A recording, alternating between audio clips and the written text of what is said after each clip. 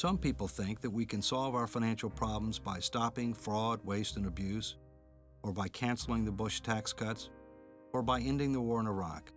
The truth is, we could do all three of these things, and we would not come close to solving our nation's fiscal challenges.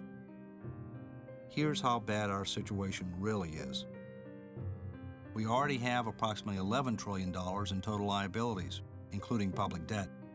To this amount, you need to add the current unfunded obligations for Social Security benefits of about $7 trillion. Then add Medicare's unfunded promises, $34 trillion, of which about $26 trillion relates to Medicare Parts A and B, and about $8 trillion relates to Medicare Part D, the new prescription drug benefit, which some claimed would save money in overall Medicare costs.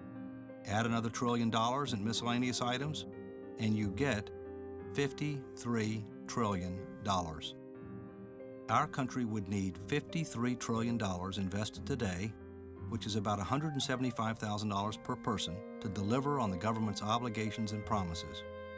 How much of this $53 trillion do we have? Zip. By the time today's college graduates are ready to retire, 40 years from now, the only things our government will be able to pay for are interest on the federal debt and some Social Security, Medicare, and Medicaid benefits.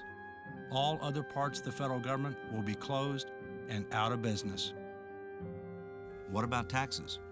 We would have to raise federal tax burdens across the board, more than 2 times today's levels, to close the financing gap. Some politicians complain when any tax increases are mentioned. We're facing a more than doubling of federal taxes if we continue down our present path. Remember our debt to GDP? By the year 2040, our debt to GDP will be twice the record level at the end of World War II, and it skyrockets after that. Who's going to lend us money then? No matter what you personally believe should be done to address our nation's deficits, the magnitude of our problem is much bigger than people understand. Let's assume for a moment that all earmarks and special interest pork barrel spending were eliminated. They only represent about 1% of our annual federal spending. What if all 3 Bush tax cuts expired in 2010? That would only address about 10% of our federal financial hole. And what about Iraq? Even if the war ended in 2009, the total estimated cost of the war over time is less than 3% of our total financial problem.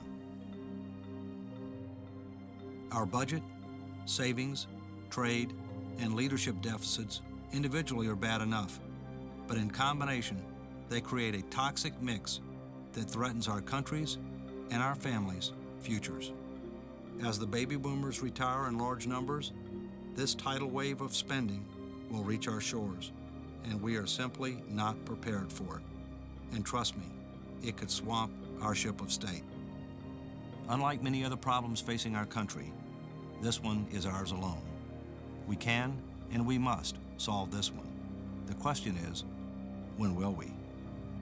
As our nation's founder said, it's really up to us, we the people.